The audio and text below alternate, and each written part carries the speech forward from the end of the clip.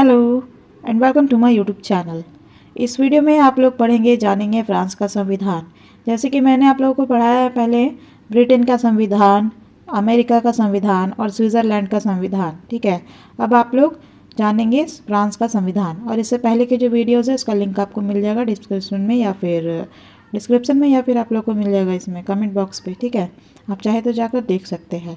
और जैसे कि मैंने आपको चैप्टर वाइज कराया था ब्रिटेन के संविधान में टोटल 8 चैप्टर थे, और वहीं अमेरिका, संयुक्त राज्य अमेरिका यूएसए का जो संविधान है 7 चैप्टर्स में कंप्लीट हुआ था। और स्विट्ज़रलैंड का जो संविधान है इसमें 8 चैप्टर थे। इसी तरह फ्रांस का जो संविधान है इसमें भी टोटल 8 चैप्टर है। एक एक करके आपको पर डे एक एक वीडियोस आएंगे जिसमें आपको एक एक चैप्टर मिलते जाएंगे। तो वीडियो में अंत तक बनी रहिएगा और इसे अपने स्टडी ग्रुप एंड क्लासमेट से शेयर करना नहीं भूलिएगा। तो चलिए आज हम लोग पढ़ेंगे फर्स्ट चैप्टर फ्रांस के संविधान का संवैधानिक विकास और पंचम गणतंत्र के संविधान की विशेषताएं। Constitutional development and salient features of the constitution of fifth republic. देश और निवासी फ्रांस में। फ्रांस की जनसंख्या लगभग 5,85,00,000 और क्षेत्रफल 5,47,026 वर्ग किलोमीटर है। इस प्रकार क्षेत्र की दृष्टि से यह सोवियत संघ वर्तमान में विभाजित के अतिरिक्त यूरोप का सबसे बड़ा राज्य है। क्षेत्र की दृष्टि से ब्रिटेन के दुगने से अधिक होते हुए भी यह ब्रिटेन की तुलना में बहुत कम घना बसा हुआ है। भौगोलिक दृष्टि से फ्रांस एक पूर्ण इकाई है। इस भौगोलिक स्थिति ने फ्रांस की राष्ट्रीय एकता को दृढ़ता प्रदान की है। इसकी यानी फ्रांस की जलवायु समशीतोष्ण है और सौंदर्य एवं उपजाऊपन की दृष्टि से प्रकृति ने फ्रांस पर बड़ी कृपा की है। प्राकृतिक बनावट की दृष्टि से इसका दक्षिण पूर्वी भाग पठारी है और उत्तरी पश्चिमी भाग मैदानी।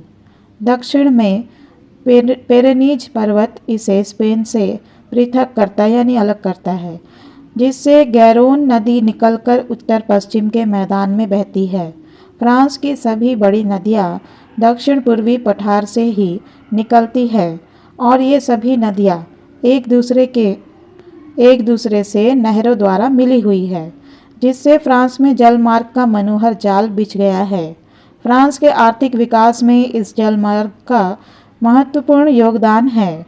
फ्रांस के लगभग 18.5% व्यक्ति कृषि कार्य में लगे हुए हैं। फ्रांस में कितने व्यक्ति कृषि कार्य में लगे हुए हैं? 18.5% लगभग। ठीक है, जबकि संयुक्त राज्य अमेरिका में केवल 10% और ब्रिटेन में 5% से भी कम व्यक्ति कृषि कार्य करते हैं। फ्रांस यूरोप का एक प्रमुख खाद्यान्न एवं दुग्ध उत्पादक देश है।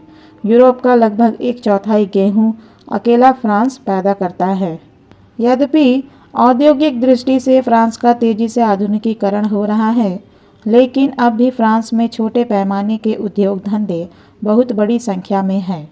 इसके परिणाम स्वरूप फ्रेंच समाज पूंजीपति और श्रमिक वर्ग में बटा हुआ नहीं है। इन दो वर्गों के अतिरिक्त आर्थिक दृष्टि से स्वतंत्र छोटे उत्पादकों का एक बड़ा वर्ग है जो उद्योग, वाणिज्य और कृषि में कार्य कर रहा है और जिसने फ्रेंच राजनीतिक जीवन को बहुत प्रभावित किया है। आज फ्रांस की राजनीतिक व्यवस्था में आर्थिक प्रश्न सबसे अधिक महत्वपूर्ण हो गए हैं। प्रथम, आज के फ्रांस की सबसे प्रमुख समस्या बेरोजगारी है। विकसित कहे जाने वाले देशों में फ्रांस में सर्वाधिक बेरोजगारी है। एक सर्वेक्षण यानी सर्वे के अनुसार फ्रांस में इस समय 12.8%, 12.8% बेरोजगारी है। प्रश्न यह है कि इस बढ़ती हुई बेरोजगारी को कैसे नियंत्रित किया जाए। द्वितीय प्रश्न यानी दूसरा प्रश्न यह है कि एकल यूरोपीय मुद्रा को स्वीकार किया जाए या नहीं। एक दृष्टि से फ्रेंच समाज ब्रिटेन और अमेरिका की तुलना में अधिक समरूप होमोजीनस है। जाति की दृष्टि से वे एक प्रकार के हैं। एल्सेक और लॉरेन को छोड़कर समस्त क्षेत्र फ्रेंच भाषा भाषी है। यह समस्त क्षेत्र सदियों से फ्रांसीसी राष्ट्र का अंग है और जनसंख्या का एक बड़ा भाग कैथोलिक है। लेकिन एक अन्य दृष्टि से फ्रेंच समाज ब्रिटेन की तुलना में कम समरूप है, होमोजेनस है, क्योंकि स्थानीयता और क्षेत्रवाद ब्रिटेन की तुलना में फ्रांस में अधिक है। फ्रांसीसियों को दार्शनिकों की जाति कहा जाता है और फ्रांस की राजनीति पर रूसो, मॉन्टेस्क्यू, वोल्टेयर और सोरेल आदि राजनीतिक दार्शनिकों के विचारों का पर्याप्त प्रभाव पड़ा है। फ्रांस की जनता में व्यक्तिगत स्वतंत्रता की लालसा बहुत अधिक है। फ्रांस के संविधान के अध्ययन का महत्व। राजनीति के विद्यार्थियों के लिए फ्रांस के संविधान के अध्ययन का विशेष महत्व है। इस अध्ययन को महत्वपूर्ण बनाने वाले कुछ तत्व इस प्रकार है।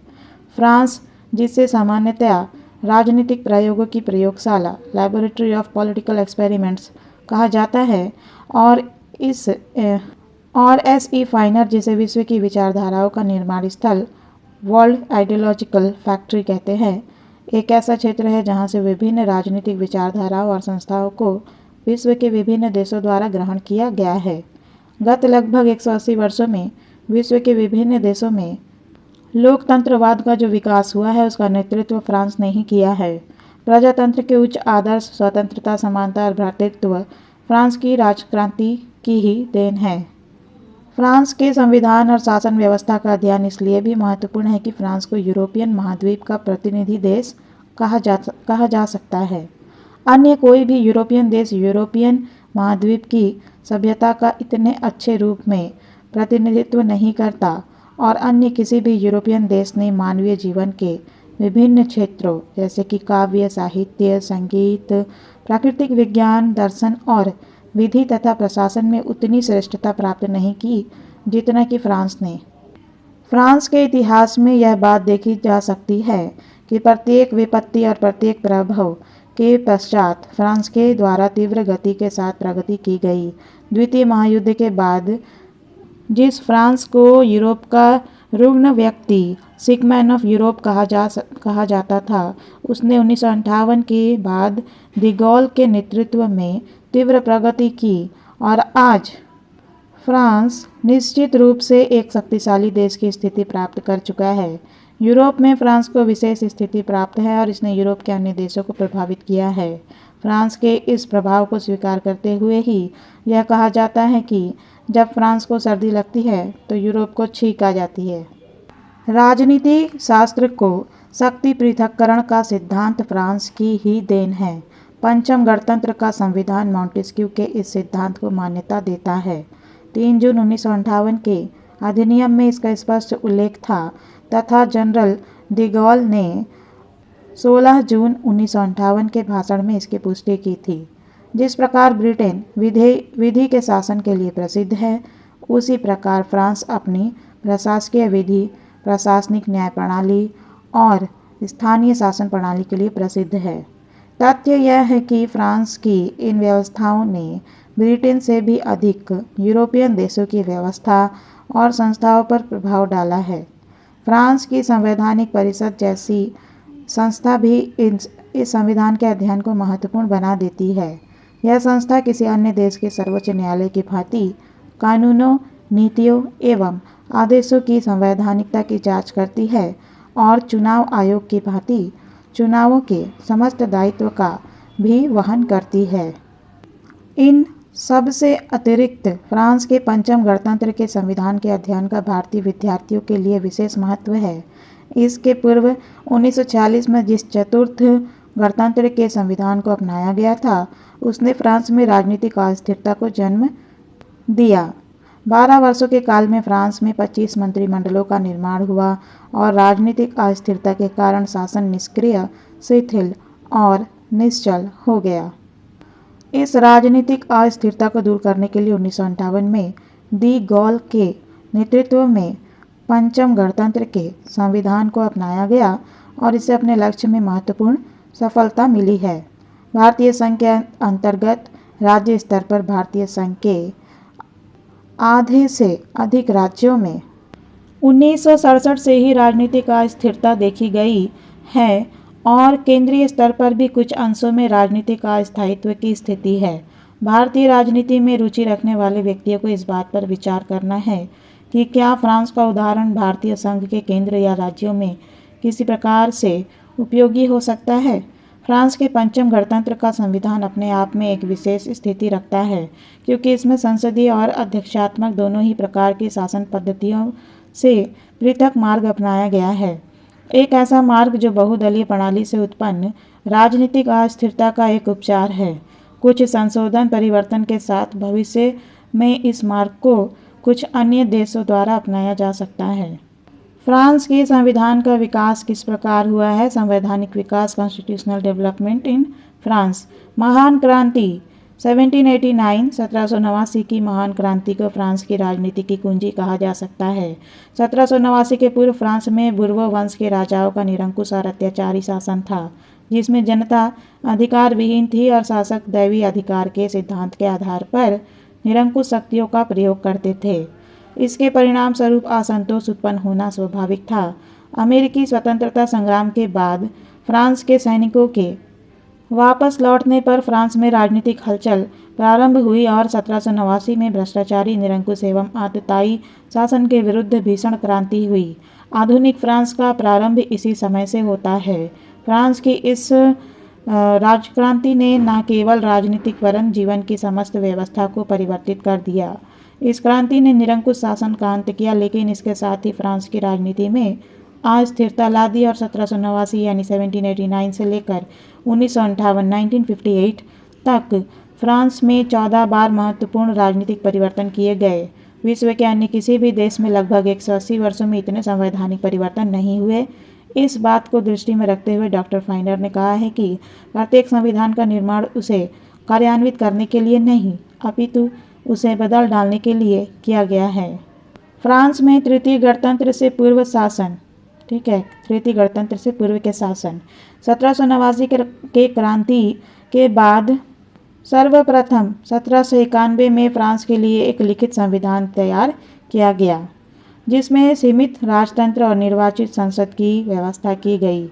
यह संविधान राजतंत्र और प्रजातंत्र का अजीब गठबंधन था, जो अल्पकालीन और असफल सिद्ध हुआ। 1793 में जैकोबिन्स ने इसके स्थान पर नवीन संविधान का निर्माण कर प्रथम बार गणतंत्रीय व्यवस्था की स्थापना की। इस संविधान में प्रत्यक्ष निर्वाचन, वयस्क पुरुष मताधिकार और 24 सदस्यों की मंडलात्मक कार्यपालिका की व्यवस्था की गई। इसके बाद 22 अगस्त 1795 में एक नया संविधान बना, जिसे डायरेक्टरी का संविधान कहा जाता है। इसके द्वारा विधायिनी शक्ति 500 व्यक्तियों की काउंसिल और वृद्ध पुरुषों की काउंसिल को तथा कार्यपालिका शक्तियाँ 5 व्यक्तियों की डायरेक्टरी को सौंपी गई। 4 वर्ष तक डायरेक्टरी का शासन चलता रहा। 1799 में नेपोलियन ने एक नवीन संविधान का निर्माण किया, जिसे कॉन्सुलेट कहा गया। यह व्यवस्था भी अल्पकालीन ही रही, क्योंकि 1804 में नेपोलियन ने कॉन्सुलेट को भंग कर स्वयं को फ्रांस का सम्राट घोषित कर दिया। इस प्रकार फ्रांस में प्रथम गणतंत्र का अंत और प्रथम साम्राज्य का उदय हुआ। साम्राज्य को सुदृढ़ता प्रदान करने के लिए नेपोलियन के द्वारा देश के सामाजिक, वैधानिक और प्रशासनिक ढांचे में महत्वपूर्ण परिवर्तन किए गए। उसके द्वारा स्थापित अनेक संस्थाएं आज भी फ्रांस में विद्यमान हैं। मुनरो ने नेपोलियन के इस योगदान को ही दृष्टि में रखते हुए कहा है कि फ्रांस नेपोलियन की तलवार की अपेक्षा उसकी कलम का ही अधिक ऋणी है। 1814 में वाटरलू की पराजय ने न केवल नेपोलियन के राजनीतिक जीवन वरन उसके द्वारा स्थापित साम्राज्य का भी अंत कर दिया। वियना कांग्रेस के निर्णय के अनुसार फ्रांस में ब्रिटेन को आदर्श मानते हुए वैधानिक राजतंत्र तथा संसदीय पद्धति की स्थापना की गई। लेकिन यह व्यवस्था यानी जो संसदीय पद्धति अपनाया गया, स्थापना की गई, इस व्यवस्था का फ्रांस के वातावरण के अनुकूल नहीं थी, इसलिए फ्रांस की भूमि पर अपनी जड़ें नहीं जमा सकी। 1830 की क्रांति के फलस्वरूप आर्लियंस वंश के अधीन संवैधानिक राजतंत्र की स्थापना हुई, लेकिन 1848 की क्रांति ने इसका भी अंत कर दिया और द्वितीय गणतंत्र की स्थापना हुई। इस प्रकार गणतंत्री व्यवस्था अल्पकालीन ही रही। 1852 में नेपोलियन तृतीय ने स्वयं को फ्रांस का सम्राट घोषित कर द्वितीय गणतंत्र को द्वितीय साम्राज्य में परिवर्तित कर दिया। अत्यधिक महत्वाकांक्षी नेपोलियन तृतीय 1870 में जर्मनी के साथ युद्ध में पराजित हुआ और इसके साथ ही द्वितीय साम्राज्य का भी अंत हो गया। फिर फ्रांस में काल आया तृतीय गणतंत्र का 1870 से 1940। नेपोलियन तृतीय के पतन के पश्चात राष्ट्रीय सुरक्षा परिषद ने फ्रांस में अंतरिम सरकार की स्थापना की। अंतरिम सरकार के अंतर्गत निर्मित राष्ट्रीय परिषद ने स्थायी संविधान के निर्माण हेतु 30 सदस्यों का एक आयोग नियुक्त किया। 5 वर्षों में संविधान तैयार हुआ और 1875 में इसे लागू किया गया। यह संविधान ही तृतीय गणतंत्र के संविधान के नाम से विख्यात है। यह एक लिखित तथा निर्मित संविधान था और जैसा कि इसके नाम से ही स्पष्ट है, इसके द्वारा गणतंत्रात्मक शासन पद्धति की स्थापना की गई थी। संविधान में यह भी कह दिया गया था कि संसद अर्थात राष्ट्रीय सभा का संयुक्त अधिवेशन भी गणतंत्रात्मक पद्धति का अंत नहीं कर सकता। संविधान के द्वारा ब्रिटेन की संसदात्मक पद्धति को ही अपनाया गया था। राज्य का अध्यक्ष एक राष्ट्रपति था, परंतु वह संवैधानिक अध्यक्ष मात्र था और वास्तविक कार्यपालिका शक्ति मंत्रिपरिषद में ही निहित थी, जो राष्ट्रीय सभा के निम्न सदन प्रतिनिधि सभा और इसके प्रति उत्तरदायी थी। संविधान के द्वारा द्विसदनात्मक व्यवस्थापिका की स्थापना की गई थी। संसद अर्थात राष्ट्रीय सभा के 2 सदन थे, प्रतिनिधि सभा द चैम्बर ऑफ डिप्यूटीज और सीनेट। संविधान के द्वारा एकात्मक शासन को अपनाया गया था और समस्त सत्ता में से केंद्रीय सरकार में ही निहित थी। समस्त सत्ता केंद्रीय सरकार में निहित थी। यद्यपि शासन की सुविधा के लिए समस्त फ्रांस 89 यानी 89 प्रांतों में और प्रांत जिले तथा जिले कम्यूनों में बटे हुए थे, किंतु वस्तुतः समस्त सत्ता केंद्र में निहित थी और ये केंद्र के प्रशासनिक अभिकरण एजेंट मात्र थे। संविधान में ब्रिटेन के समान संसद की सर्वोच्चता को अपनाया गया था और न्यायपालिका संविधान की संरक्षक नहीं थी। तृतीय गणतंत्र के संविधान में अनेक दोष भी थे और यह अपूर्ण था। यह संविधान राजतंत्रवादियों तथा गणतंत्रवादियों के बीच समझौते का परिणाम था और क्योंकि इसके निर्माता अनेक आवश्यक प्रश्नों पर भी एकमत नहीं थे, अतः यह संविधान अधूरा और अव्यवस्थित था। यह एक प्रलेख भी नहीं था, वरन यह 3 पृथक तिथियों में बने 3 कानूनों के खंडों से मिलकर बना था। ये तीनों कानून भी आवश्यकता से अधिक संक्षिप्त और अस्पष्ट थे। संविधान में नागरिक अधिकारों का उल्लेख नहीं था। इन्हीं आधारों पर जी हेनोटक्स ने इसे असंगत, अधूरा तथा दुखद बताया था। अपने इन दोषों के बावजूद तृतीय गणतंत्र ने संविधान के अन्य पूर्ववर्ती संविधानों की अपेक्षा फ्रांस को स्थायित्व प्रदान किया। तृतीय गणतंत्र के संविधान का अंत 1940 में जर्मनी द्वारा पराजित होने पर तृतीय गणतंत्र और उसके द्वारा स्थापित राजनीतिक संस्थाओं का अंत हो गया। युद्ध काल में फ्रांस की 2 सरकारें बनी, एक का केंद्र विसी में था और दूसरे का फ्रांस के बाहर। 1944 में जनरल दी गॉल की सेना ने फ्रांस को जर्मनी की अधीनता से मुक्त किया और प्रशासनिक कार्य के संचालन हेतु अंतरिम सरकार का गठन किया गया। स्थायी संविधान की रचना हेतु एक संविधान सभा का निर्माण हुआ, लेकिन उसके द्वारा निर्मित संविधान अस्वीकृत हो गया। अतः 1946 में द्वितीय संविधान सभा का निर्वाचन हुआ, जिसके द्वारा निर्मित संविधान 27 अक्टूबर 1946 से लागू किया गया। इसे ही चतुर्थ गणतंत्र का संविधान कहा जाता है। आपसे ऑब्जेक्टिव में पूछा जा सकता है कि चतुर्थ गणतंत्र का संविधान का निर्माण कब हुआ, तो याद रखिएगा 27 अक्टूबर 1946 में। ठीक है।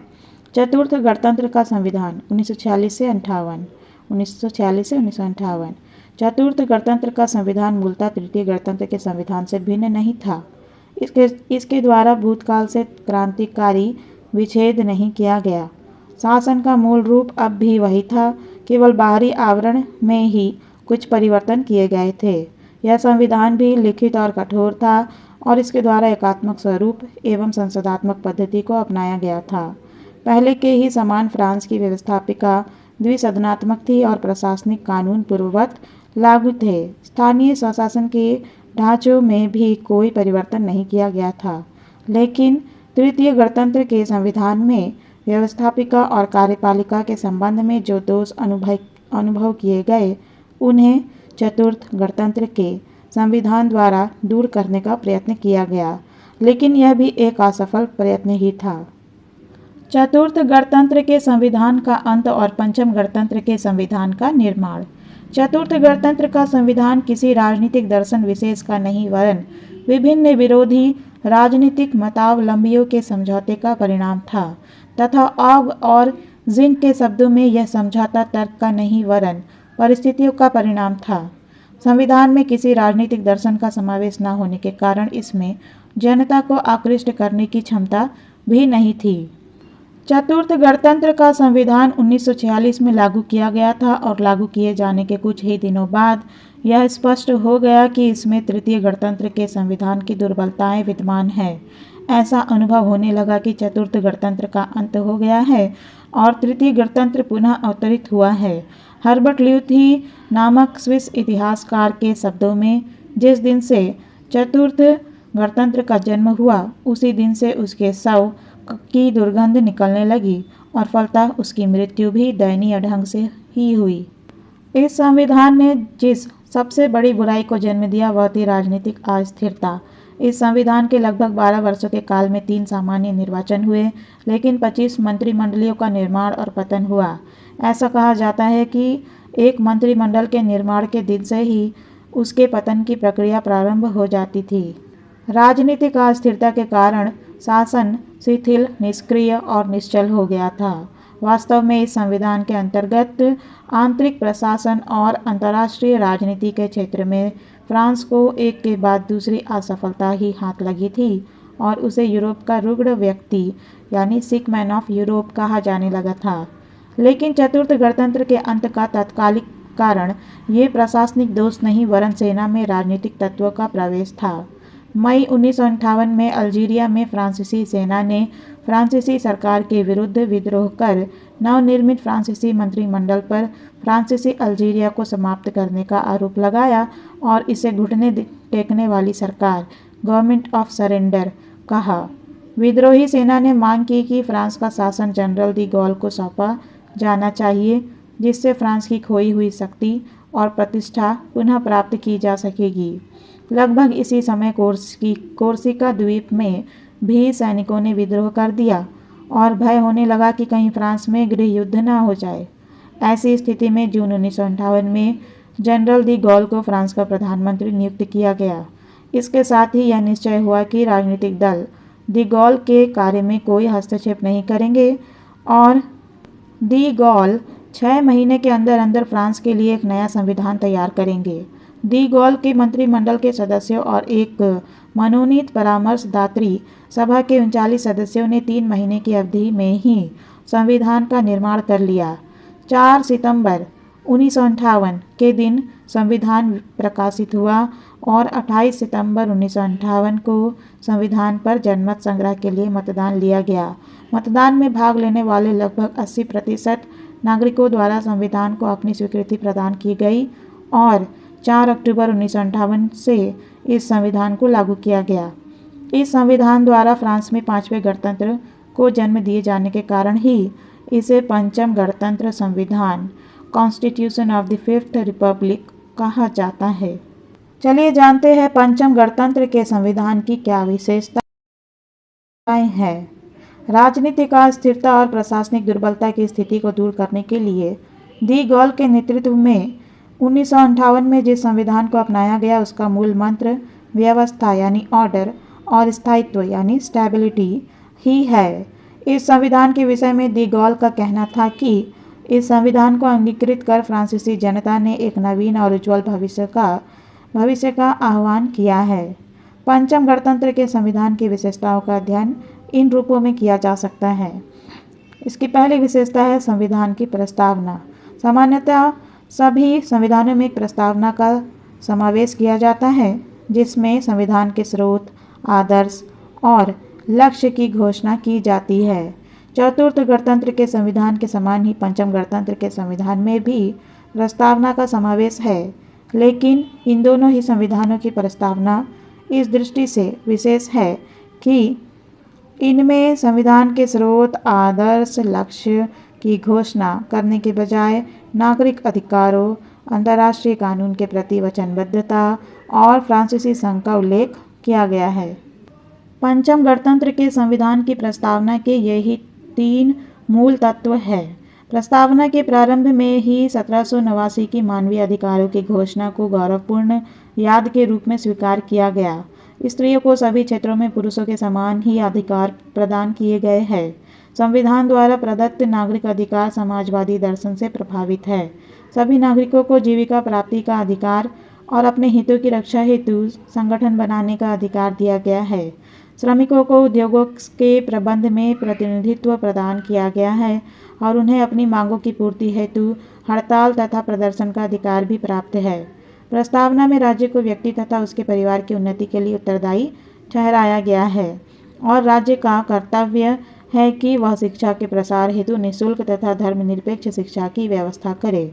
1946 के संविधान की भांति ही प्रस्तावना में कहा गया है कि फ्रांस अंतर्राष्ट्रीय विधि के सिद्धांतों को मान्यता प्रदान करेगा और अन्य राष्ट्रों की स्वतंत्रता का आदर करेगा। अंत में 1946 के संविधान की तरह ही समुद्र पार के प्रदेशों को स्वतंत्र निर्णय का अधिकार प्रदान किया गया है और उन प्रदेशों को जनतंत्रात्मक पद्धति के विकास के लिए स्वतंत्रता, समानता तथा भ्रातृत्व के आधार पर फ्रांसीसी समुदाय की सदस्यता प्रदान की गई है।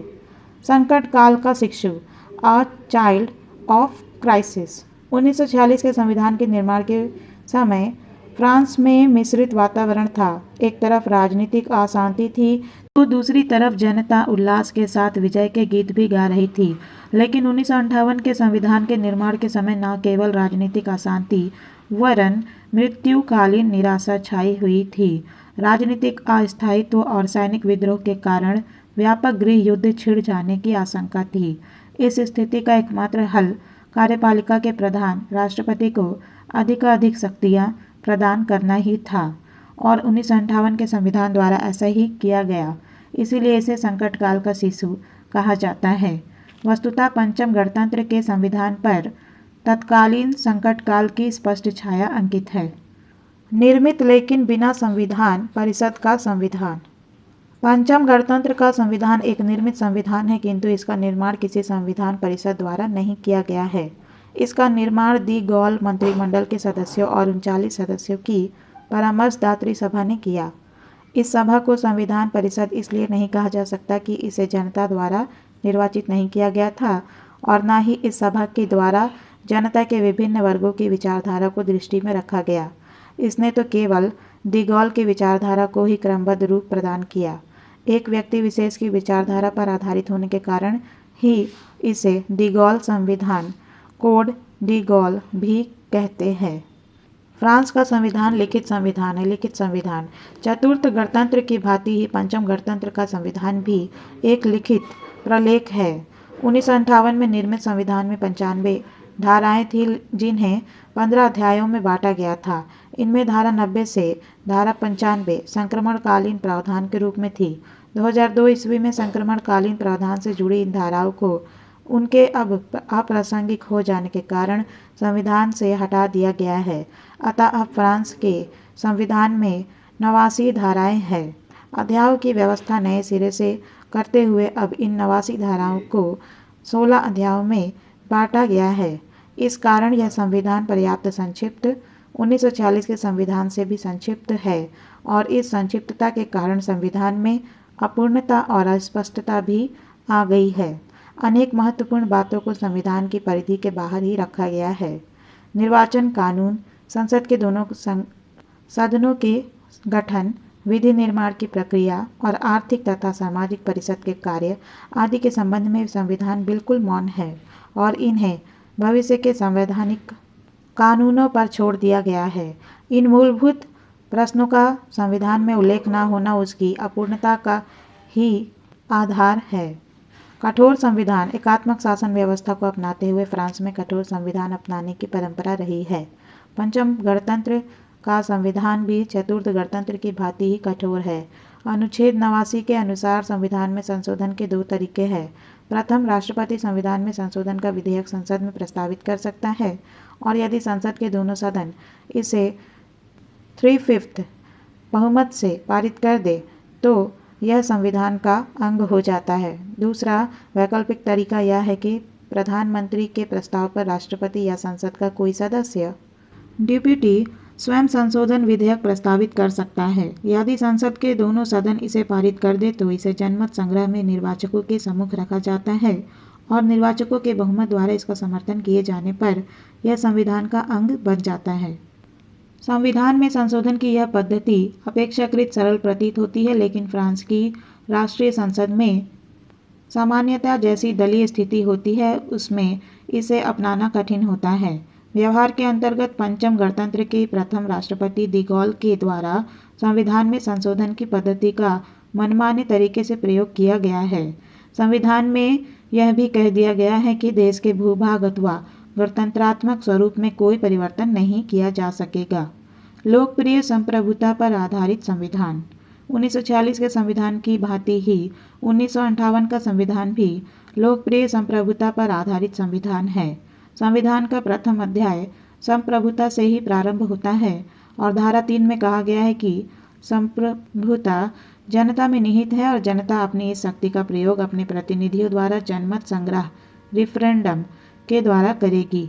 यद्यपि संविधान का निर्माण जनता के निर्वाचित प्रतिनिधियों द्वारा नहीं किया गया, लेकिन जनमत संग्रह में इसे जो भारी समर्थन प्राप्त हुआ उससे स्पष्ट है कि संविधान जन इच्छा का ही परिणाम है। संविधान का जनतंत्रीय एवं गणतंत्रीय स्वरूप। चतुर्थ गणतंत्र की प्रथम धारा में संविधान के गणतंत्रीय रूप का उल्लेख किया गया था। पंचम गणतंत्र की धारा 2 में राज्य के जनतंत्रीय एवं गणतंत्रीय रूप का उल्लेख करते हुए फ्रांस को एक अविभाज्य धर्मनिरपेक्ष प्रजातंत्रात्मक तथा सामाजिक गणतंत्र घोषित किया गया है। संविधान की धारा 89 में यह भी कह दिया गया है कि संविधान के गणतंत्रीय स्वरूप को संशोधित नहीं किया जा सकता। संविधान जनता का, जनता द्वारा और जनता के लिए राज्य स्थापित करता है और राज्य का सर्वोच्च पदाधिकारी राष्ट्रपति जनता द्वारा निर्वाचित है।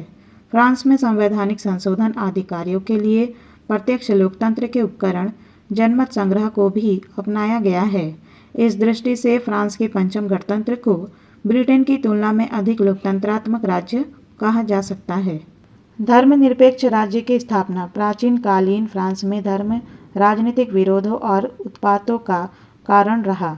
अतः 1789 की क्रांति के बाद 1789 की क्रांति के बाद से ही धर्म को राजनीति से पृथक करने की चेष्टा की गई।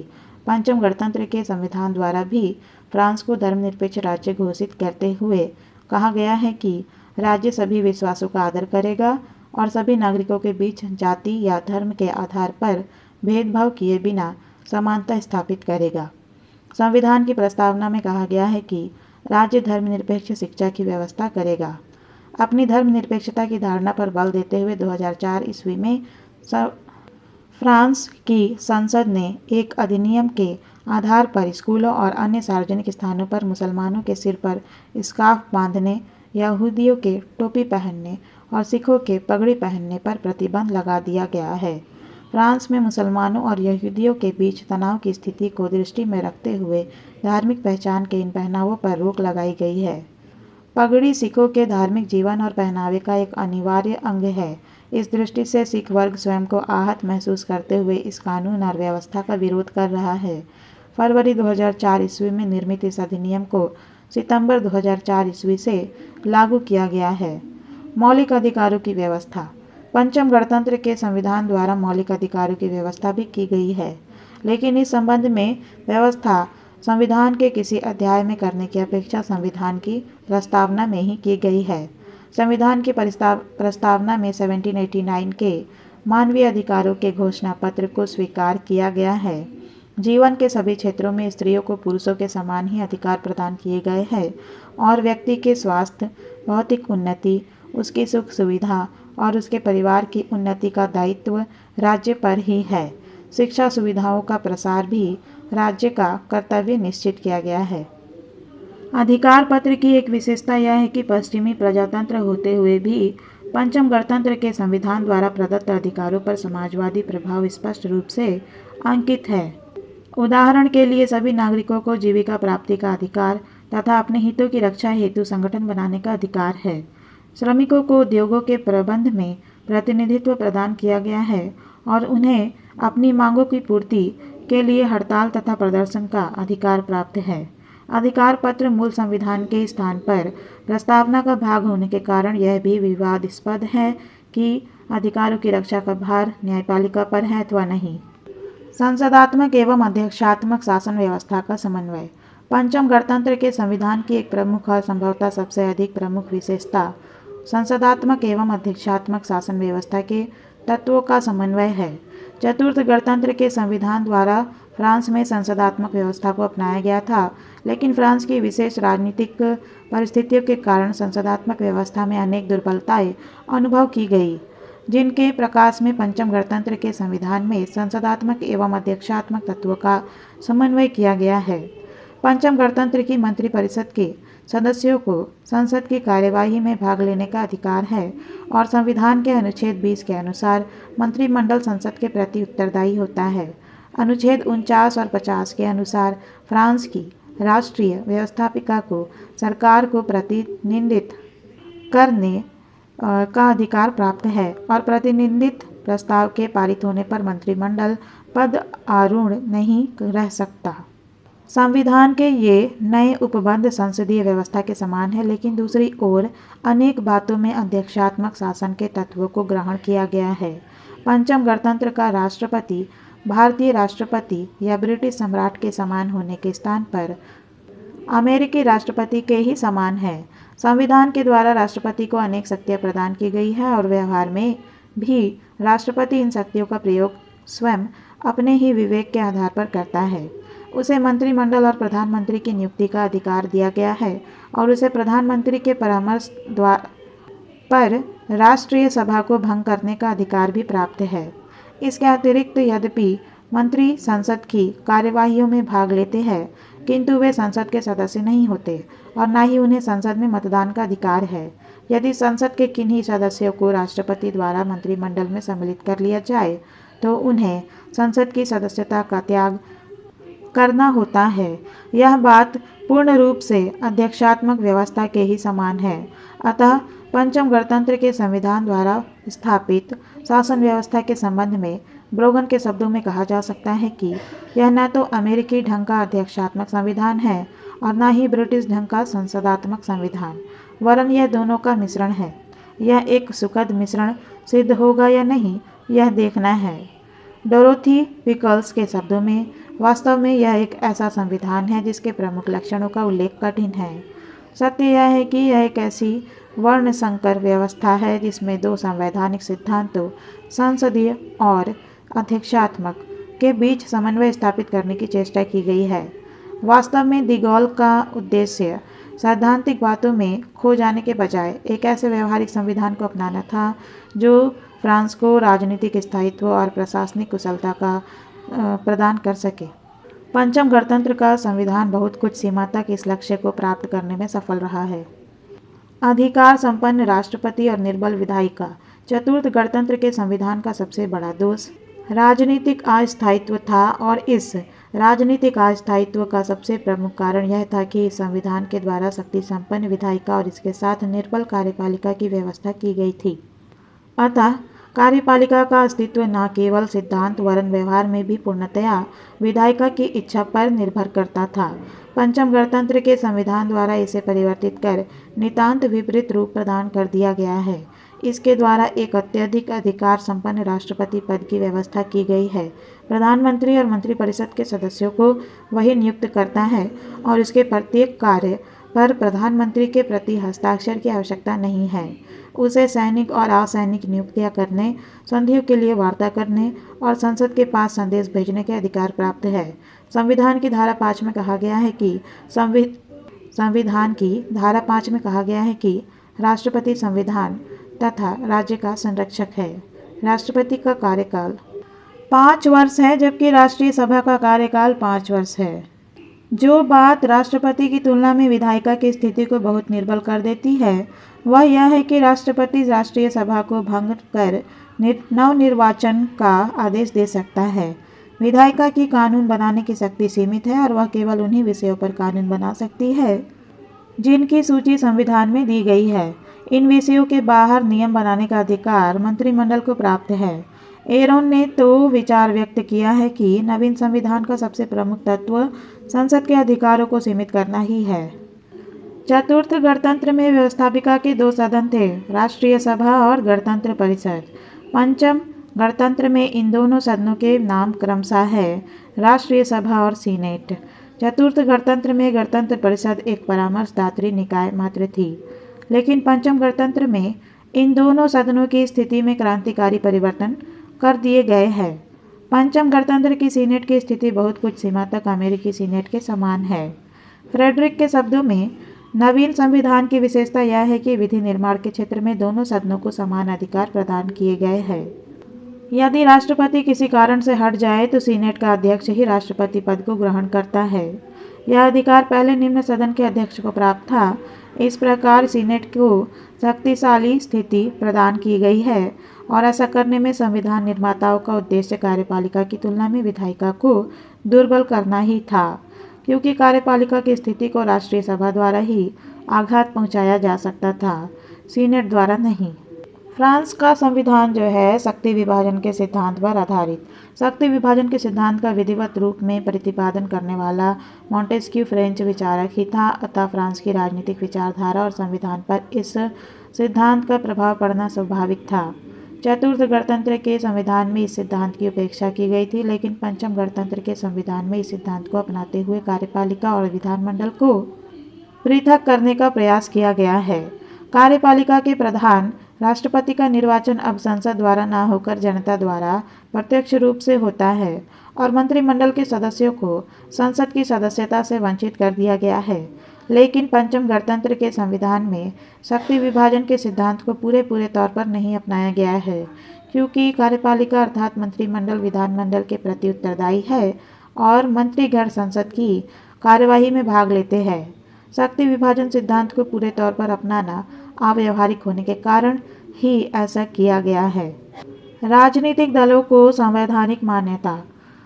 वर्तमान समय के सभी प्रजातांत्रिक राज्यों में राजनीतिक दल महत्वपूर्ण भूमिका अदा करते हैं, लेकिन ब्रिटेन, भारत और अमेरिका आदि इन सभी देशों में राजनीतिक दल इस दृष्टि से संवैधानिकतर एक्स्ट्रा कॉन्स्टिट्यूशनल है कि संविधान में उनका कोई उल्लेख नहीं किया गया है।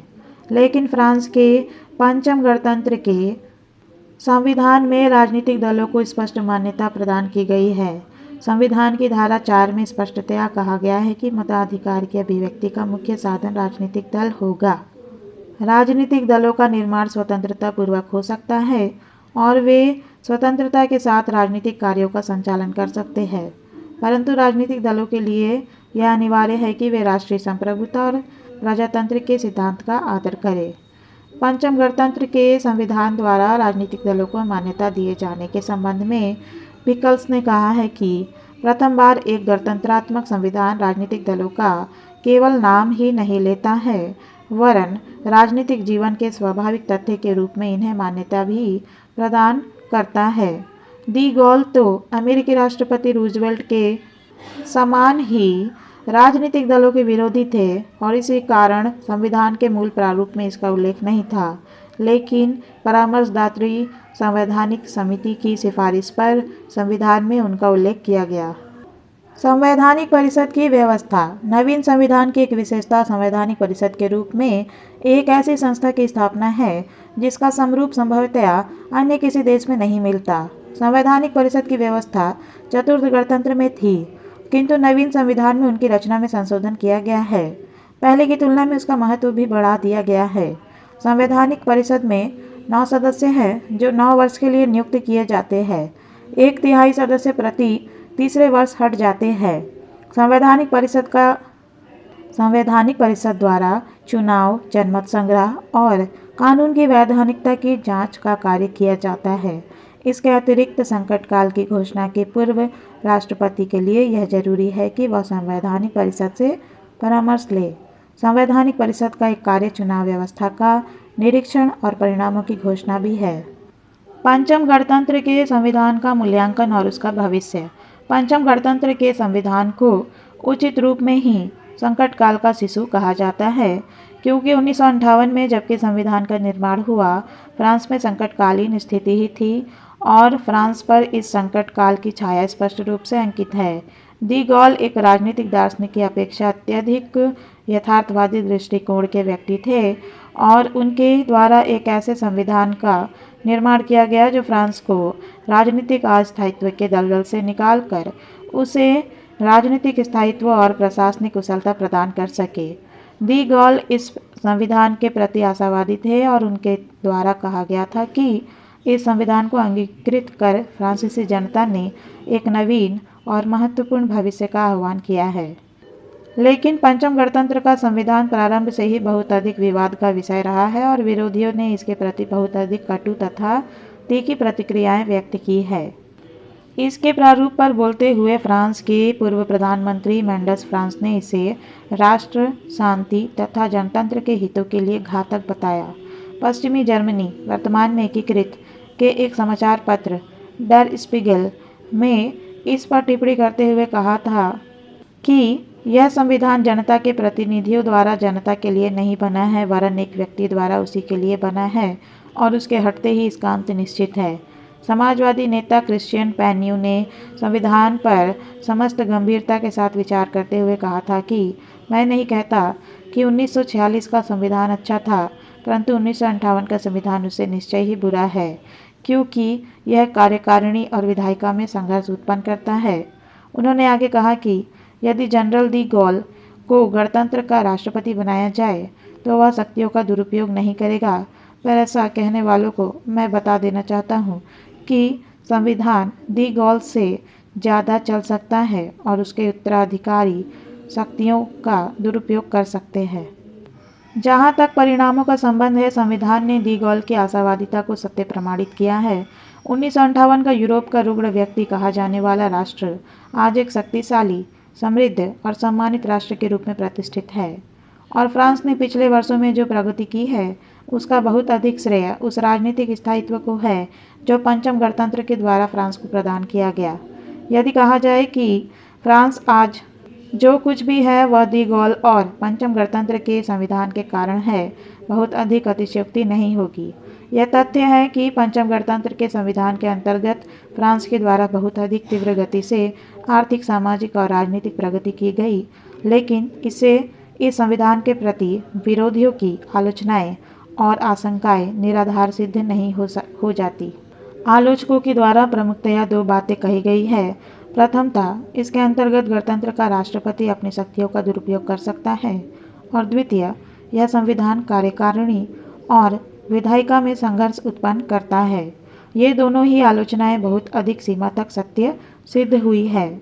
1991 से 93 के काल में भी कार्यपालिका और विधायिका के बीच आपसी विरोध की स्थिति देखी गई, क्योंकि राष्ट्रपति के राजनीतिक दल को संसद में बहुमत प्राप्त नहीं था।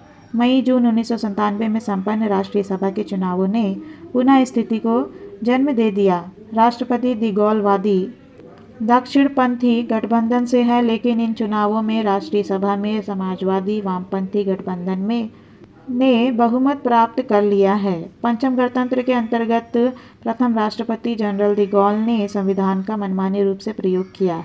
उदाहरण के लिए संविधान के अनुच्छेद 89 में संविधान की संशोधन प्रक्रिया का उल्लेख है और इसके अनुसार संशोधन प्रस्ताव पर संसद की सहमति आवश्यक है, लेकिन राष्ट्रपति ने इस कार्य के लिए अनुच्छेद 11 का आश्रय लिया, जिसमें कहा गया है कि प्रधानमंत्री के प्रस्ताव पर राष्ट्रपति सार्वजनिक अधिकारियों के गठन से संबंधित कोई भी प्रस्ताव सीधे जनमत संग्रह के लिए प्रस्तुत कर सकता है और इस प्रकार राष्ट्रपति के चुनाव हेतु परोक्ष निर्वाचन के स्थान पर प्रत्यक्ष निर्वाचन को अपना लिया गया।